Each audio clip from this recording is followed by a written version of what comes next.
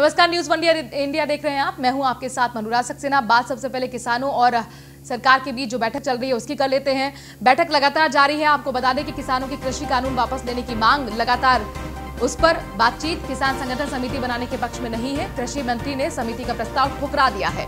नए कृषि कानून पर चर्चा के लिए समिति बनाने का सुझाव सरकार की तरफ से दिया गया था। सरकार ने किसान संगठनों से 4 से 5 नाम मांगे थे। समिति में कृषि विशेषज्ञों को शामिल होने की बात कही गई थी। समिति में सरकार के प्रतिनिधि भी शामिल होंगे। किसानों ने कहा अब समिति बनाने का समय नहीं है। किसानों ने कहा है कि आप हमारा भला मत कीजिए, हमारी जमीन बड़े कॉर्पोरेट ले लेंगे। अपनी बात किसानों ने रखी और साथ ही समिति का जो ऑफर, जो प्रस्ताव सरकार की तरफ से दिया गया था उसे ठुकरा दिया है। किसान कह रहे हैं कि समिति बनाने का वक्त चला गया, आप हमारा भला मत कीजिए। कॉर्पोरेट के लोग हमारी जमीन छीन लेंगे, हमारी जमीन ले लेंगे। कॉन्ट्रैक्ट फार्मिंग को लेकर यानी कुल मिलाकर यहां पर नाराजगी किसानों की नजर आई है। इससे पहले एमएसपी पर प्रेजेंटेशन दिया गया था। सरकार की तरफ से कोशिश थी एमएसपी पर अपनी बात रखने की, किसानों को कन्विंस करने की। इसके बाद सरकार ने कहा कि ठीक है, आप हमें 4 से 5 नाम सुझाव दीजिए और उसके साथ ही कृषि विशेषज्ञ होंगे, सरकार के प्रतिनिधि भी होंगे और ये समिति चर्चा करेगी कृषि कानूनों को लेकर जिन पर आपको ऐतराज है। लेकिन यहाँ पर किसानों ने इस प्रस्ताव को ठुकरा दिया है। किसान साफ तौर पर यह कहते हुए कि प्रस्ताव हमें मंजूर नहीं है, क्योंकि वक्त अब समिति बनाने का निकल चुका है। कठोर शब्दों में कह दिया, आप हमारा भला मत कीजिए। यानी नाराजगी आप समझ सकते हैं किसानों की जस की तस बनी है। काफी मुश्किल यहां पर सरकार के लिए है। बहुत महत्वपूर्ण होगा देखना कि आखिरकार सरकार कैसे बीच का रास्ता निकालती है। और इस बीच खबर यह भी है कि किसानों से मिलने पहुंचे हैं Kailash Gehlot. News one India ने कैलाश गहलोत से बातचीत की है। खास बातचीत में उन्होंने कहा कि दिल्ली सरकार में परिवहन मंत्री, दरअसल कैलाश गहलोत कह रहे हैं कि जो मांगे किसान कर रहे हैं वो मांगे सही हैं और मैं उनका समर्थन करता हूं। बुराड़ी मैदान में इस वक्त मैं मौजूद हूं और मेरे साथ दिल्ली सरकार के मंत्री कैलाश गहलोत जी हैं। सर जी, किस तरीके की तैयारियां हैं पूरे और किस तरीके से जो किसान जो आ रहे हैं उनको इस्तेमाल करने की क्या तैयारियां चल रही है? नहीं, तैयारियां हमारी पूरी हैं। जैसे कि आपको दिखाई दे रहा है, जो टेंट है लगभग 4 लाख स्क्वायर फीट का कवर्ड एरिया ऑलरेडी तैयार है, जिसमें आप अगर आगे भी देखेंगे तो हेल्थ चेकअप के लिए पूरा कैंप यहाँ पे है। 24 आवर्स यहाँ ऑफिसर्स पोस्टेड हैं निगरानी रखने के लिए। फायर ब्रिगेड यहाँ पे है, टॉयलेट्स हमने पूरे इंतज़ाम किए हुए हैं। पानी के टैंकर्स यहाँ जल बोर्ड द्वारा, दिल्ली सरकार द्वारा दिए जा रहे हैं। और सैनिटेशन का, क्योंकि कोरोना का टाइम है तो सैनिटेशन का पूरा ध्यान रखा जा रहा है। सर 4 दिन हो गए, कोई समाधान निकल के नहीं दे रहा, उसमें क्या कहते हैं? ये समाधान तो केंद्र सरकार के ऊपर है। उनको आमने सामने बैठ के बात करनी चाहिए और जो भी किसानों की मांग है उनको सुलझाना चाहिए। और जो मुझे लगता है कि उनकी मांग जो है बिल्कुल वाजिब है, उनको ध्यान में रखते हुए उसको रिजॉल्व करना चाहिए। इस तरीके का भी है कि केंद्र सरकार तो चुनाव में बिजी है, लेकिन समाधान निकल के नहीं दे रहा। नहीं, हम तो बार बार कह रहे हैं, माननीय सीएम साहब अरविंद केजरीवाल जी बार बार ये चीज़ कह रहे हैं कि किसान जो है वो अन्नदाता हैं। मेरे ख्याल से इतनी मेहनत किसी और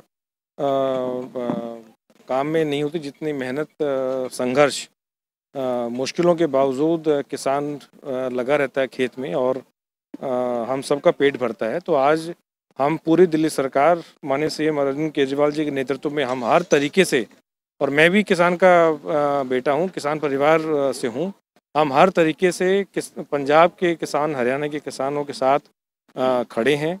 और जो भी हमसे बनेगा, जो भी दिल्ली सरकार से बनेगा, हम वो चीज़ करेंगे।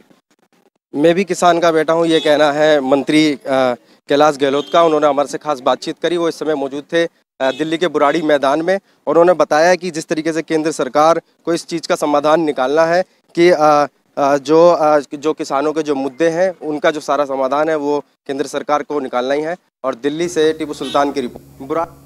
बात राजनांदगांव की करते हैं। दरअसल दिवाली के बाद लगातार पलायन वहां हो रहा है। बड़ी संख्या में अन्य प्रदेश के लिए लोग रवाना हो गए हैं। रोजी रोटी की तलाश में गांव छोड़ रहे हैं लोग। लॉकडाउन के बाद काम की तलाश में अब मजदूर निकलना शुरू हो चुके हैं। तो एक बार फिर पलायन की स्थिति राजनांदगांव से दिवाली के बाद रोजी रोटी की तलाश में शहरों का रुख करने लगे।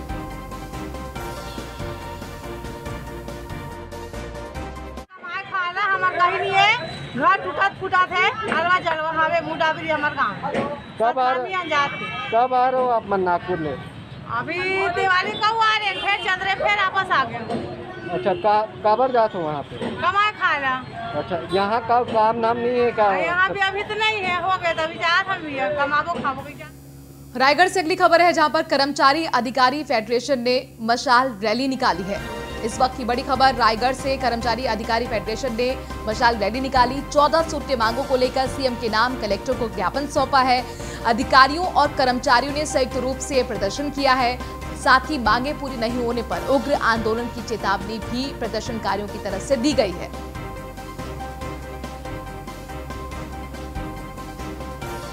डॉक्टर दिनेश कुमार पटेल, संयोजक कर्मचारी अधिकारी फेडरेशन जिला शाखा रायगढ़। क्या मांगे हैं सर आप? ये हमारी 14 सूत्री मांगे हैं, जिसमें लिपिक संपर्क का है, प्रदेश में कर्मचारी साथियों का पेंशन का है, और जो हमारा डीए लंबित है, एरियर लंबित है, 7वें वेतनमान का एरियर लंबित है, ये इंक्रीमेंट का एरियर लंबित है। सारे जो है कर्मचारी साथियों की जो 14 सूत्री मांगे जो फेडरेशन के आह्वान पे है, उन सभी मांगों को लेकर हम कलेक्टर साहब का ज्ञापन देने जा रहे हैं मुख्यमंत्री महोदय को पहुँचाने के लिए। मैं दिनेश कुमार पटेल। के 28 दिनों में कलम रख मशाल आंदोलन का संचालन किया जा रहा है और ये आंदोलन चरणबद्ध तरीके से हम कर रहे हैं। आज पहला चरण है, हम यहाँ पे से मशाल रैली निकालेंगे और ज्ञापन सौंपेंगे। उसके बाद हम अगर ये मांग नहीं मानी जाती है तो 11 तारीख को हम यहाँ पे जिला स्तर पर रैली करेंगे और उसके बाद अगर इसके बाद भी नहीं मानी जाती है तो 19 तारीख को हम रायपुर में वहाँ रैली करेंगे। हमारी मांग ये है कि हमारा जो 7वां वेतनमान का एरियर है वो हमको दिया जाए और हमारी जो डीए लंबित है वो दिया जाए, वेतन विसंगति दूर किया जाए। जन घोषणा पत्र जो शासन का खुद का दस्तावेज है उसमें जो उल्लेखित घोषणाएं उनको कम से कम पूरा करें। अगली खबर रायपुर से, जहां पर किसानों से समर्थन मूल्य पर धान खरीद की शुरुआत हो गई है। खाद्य मंत्री अमरजीत भगत ने पूजा अर्चना कर इसकी शुरुआत की। खाद्य मंत्री ने धान खरीद की शुरुआत करते हुए लोगों को भरोसा दिया है। साथ ही भगत सिंह भी वहां पर मौजूद रहे। किसानों को तिलक लगाकर स्वागत किया गया। मंत्री श्री भगत ने खाद गोदाम निर्माण का भूमि पूजन किया है।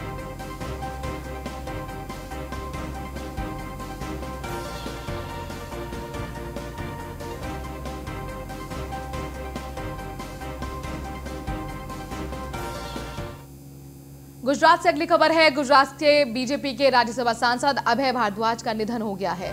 2 महीने पहले कोरोना से संक्रमित हुए थे। चेन्नई के एक अस्पताल में उनका इलाज चल रहा था। पीएम मोदी ने ट्वीट कर श्रद्धांजलि दी है।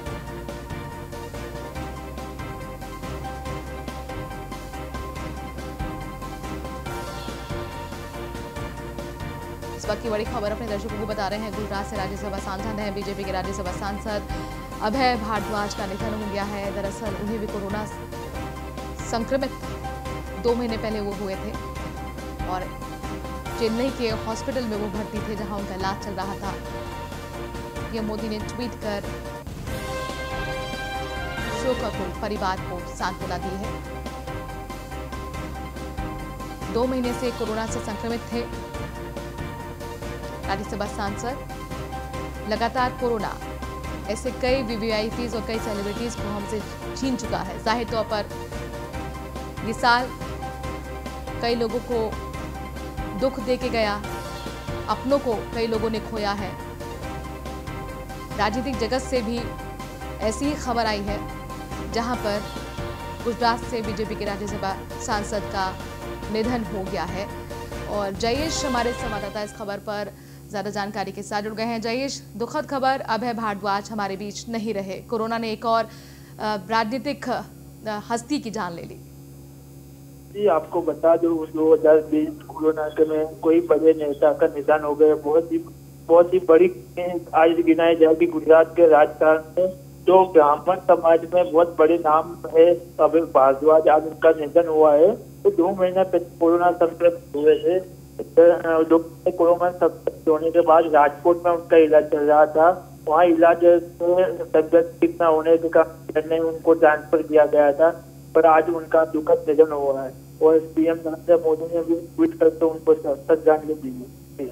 जी, अगर आप हमें जानकारी दे सके जयेश, चूंकि जाहिर तौर पर कई रीति रिवाज होते हैं जिनको पूरा करना होता है किसी के जाने पर, पार्थिव शरीर उनके गृह क्षेत्र कब तक पहुंचेगा? जी अभी तक ऐसी कोई जाहिरात की नहीं है कि प्रवासी के होम टाउन लाए गए कि नहीं लाए गए, किस तरह से अभी कोई मीडिया में उस बात की कोई जानकारी दी नहीं है। जी अभी भारद्वाज के बारे में आप थोड़ा बताइए कि किस तरह का राजनीतिक दबदबा उनका था, क्या प्रोफाइल उनका पहले रहा है? जी वो पेशे से वकील थे, वो ब्राह्मण समाज में बहुत बड़े नाम था, पहले से ही बीजेपी में ज्वाइन थे। और फिर अभी जो राज्यसभा के जो इलेक्शन हुए उसमें उन्होंने राज्यसभा सांसद बने थे। राज्यसभा सांसद बनने के बाद थोड़े दिनों में वो कोरोना संक्रमित हुए थे और कोरोना संक्रमित होकर राजकोट उनका इलाज चल रहा था। बहुत बड़े नेता, बहुत बीजेपी के सीनियर नेता, बहुत उभरते हुए नेता में एक उनका नाम था। जी शुक्रिया जयेश, तमाम जानकारी हम तक पहुंचाने के लिए। कोरोना महामारी से पीड़ितों को बचाने के लिए देश में कई वैक्सीन तैयार की जा रही हैं। एक वैक्सीन के फेज 3 का ट्रायल अहमदाबाद के 16 सिविल अस्पताल में शुरू किया गया है। 16 सिविल अस्पताल में आपको बता दें कि चिकित्सक अधीक्षक डॉक्टर पारुल भट्ट ने इस बारे में जानकारी दी। पारुल ने कहा कि जिन वॉलंटियर्स को इसका टीका लगाया गया है उन्हें अभी तक किसी तरह की कोई भी दिक्कत स्वास्थ्य से जुड़ी हुई नहीं हुई है। ज्यादा जानकारी के लिए न्यूज़ 1 इंडिया ने डॉक्टर पारुल भट्ट से खास बातचीत की है। अहमदाबाद में कोविड-19 वैक्सीन ट्रायल बेस पे 16 सिविल पे हॉस्पिटल में चालू हो गई है। उसके बारे में ज़्यादा जानकारी के लिए डॉक्टर पारुल उपस्थित है। पारुल किस तरह से वैक्सीन दी जा रही है, किस लोगों को वैक्सीन दी जा रही है, इसके बारे में माहिती दीजिए।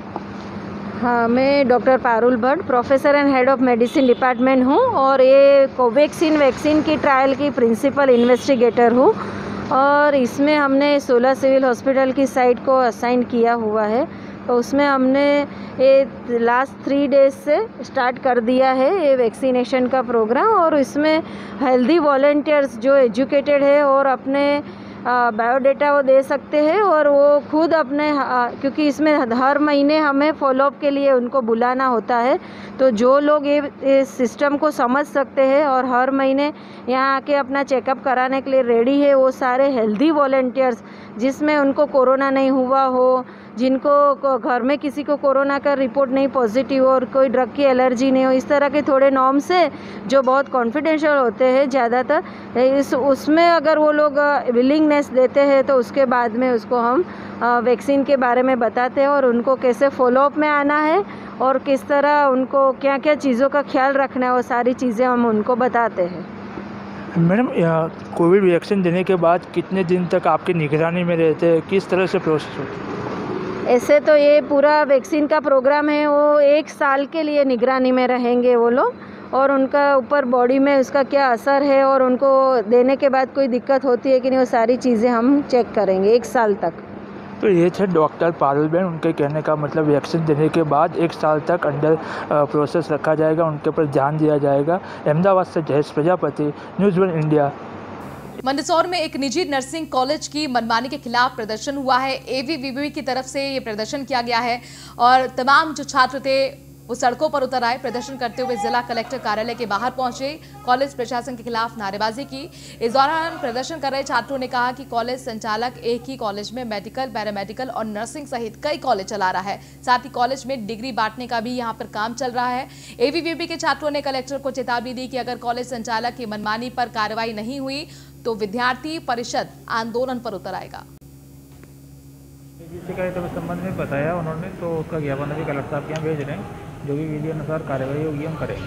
तो क्या क्या बताया, क्या कुछ बताया, कुछ मांगे क्या है? तो उनकी मांगे तो पूरी ज्ञापन में लिखी। उन्होंने कहा इसमें विधि विरुद्ध काम हो रहे हैं और इसका कायदे से नहीं है संचालन, उसको परीक्षण कराएंगे। कलेक्टर साहब को भेज दिया, उनसे मिलने जैसे भी होगा तो बताएंगे। अखिल भारतीय विद्यार्थी परिषद की नगर इकाई द्वारा जो पैरामेडिकल श्रीजी कॉलेज में जो गोरख धंधे चल रहे हैं उसको लेकर विद्यार्थी परिषद ने आज कलेक्टर साहब के नाम ज्ञापन दिया। कहीं न कहीं देखा गया कि एक बिल्डिंग में 3 कॉलेज संचालित करना, Shriji medical college, Pashupatinath paramedical college और श्रीजी बीएड कॉलेज, यह कैसा गोरख धंधा है? एक नॉर्म्स के हिसाब से अगर हम देखेंगे तो एक पैरामेडिकल कॉलेज को चलाने के लिए 30,000 स्क्वायर फीट जगह होने की आवश्यकता है और वह केवल 10,000 स्क्वायर फीट में 3 कॉलेज को संचालित कर रहा है। ग्वालियर से खबर है जहां पर सड़क किनारे सो रहे मजदूर पर कार चढ़ाई गई। नशे की हालत में धुत युवक कार चला रहा था।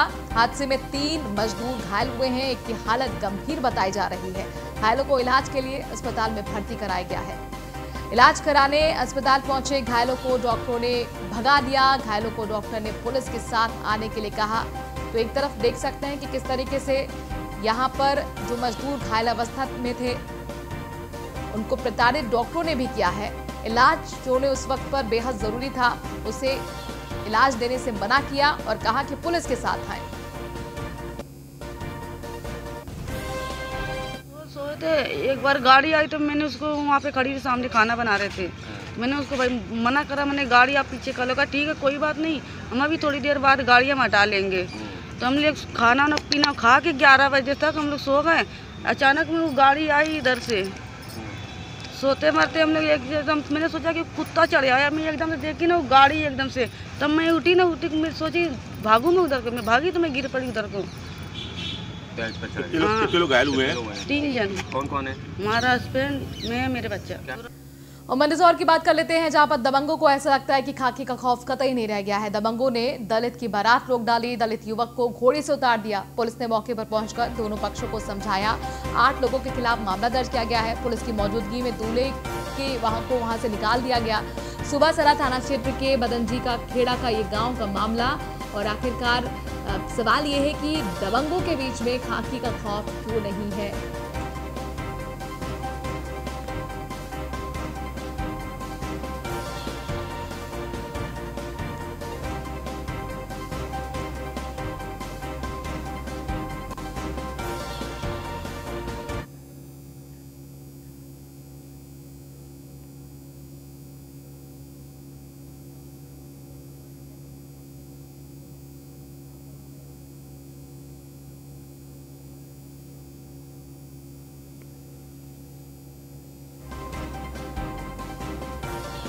मेघवाल समाज की बिंदोली निकल रही थी घोड़ी पर बैठकर, जो वहीं के स्थानीय सवर्ण समाज के लोगों द्वारा रुकी गई, जो दबंग किस्म के लोग हैं। और उनका ये कहना था कि भैया बरसों से, कई पीढ़ी से हमारे यहाँ कोई दलित व्यक्ति या मेघवाल समाज, चमार समाज का कोई व्यक्ति घोड़ी पर बैठकर नहीं निकलता है, तो तू घोड़ी पर से उतर। और इस बात को लेकर वहाँ पर कहा सुनी हुई झगड़ा हुआ। उसके बाद जो है तुरंत समाज के लोगों ने थाने पर सूचना दी गई समाज के लोगों द्वारा, और मौके पर पुलिस फोर्स आया और पुलिस के सहाय में बिंदोली निकली। बड़ा दुख की बात है कि देश आज़ाद होने के 70 साल होने के बाद भी इस तरीके की घटनाएं सामने आती हैं। इस तरीके की जो कई हत्या हो जाती हैं, कई छुआछूत होती हैं, कई धार्मिक आयोजनों में पैसे नहीं लिए जाते हैं। और ये मानसिकता जो है क्या उजागर करना चाहती है। पर मेघवाल समाज की बिंदोली निकल रही थी। सुपौल पुलिस के दामन में दाग लगने की खबर है। एक घर में आपत्तिजनक हालत में पकड़े गए एएसआई। ग्रामीणों ने एएसआई की जमकर धुनाई कर डाली। भीमपुर थाना में तैनात हैं एएसआई संजय शुक्ला, जिनका वीडियो अब तेजी से वायरल हो रहा है। यहाँ पर देखिए किस तरीके से जो ग्रामीण हैं वो एएसआई की धुनाई कर रहे हैं। दरअसल ये एएसआई एक घर में आपत्तिजनक हालत में पकड़े गए थे और ग्रामीणों ने जैसे ही इनको आपत्तिजनक हालत में देखा, आड़ देखा ना पाए, जमकर धुनाई कर दी।